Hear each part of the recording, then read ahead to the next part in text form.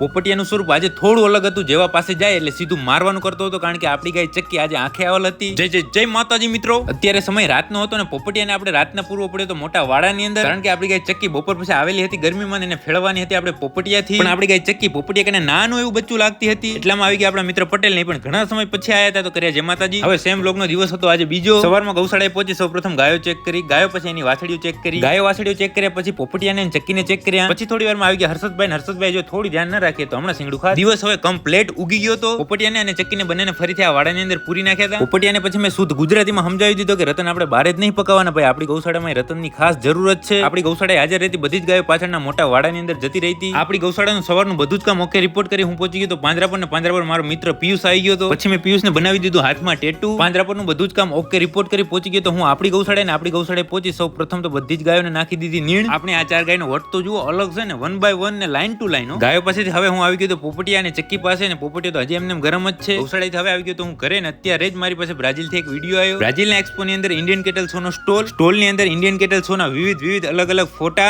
ખૂબ ધન્યવાદ ICS ટીમની કમિટીને ભારતને આટલા મોટા સ્ટેજ ઉપર રિપ્રેઝેન્ટ કરવા માટે. હવે હું ઘરેથી ફરી પહોંચી ગયો તો પાંજરાપોર. આપણા ભાઈબંધને મેં સવારના એક ચિત્ર તો બનાવી દીધું હતું, અને આ જુઓ હવે બીજું. આપણે કઈ પેન્ટર જેમ તેમ નથી, કિંગ પોપટિયો વરી બનાવી દીધો. તો ભલે મિત્રો હવે આજનો આ દિવસ પૂરો, આજનો વ્લોગ પૂરો. તમે લાઈક, કોમેન્ટ, શેર કરવાનું ના ભૂલતા.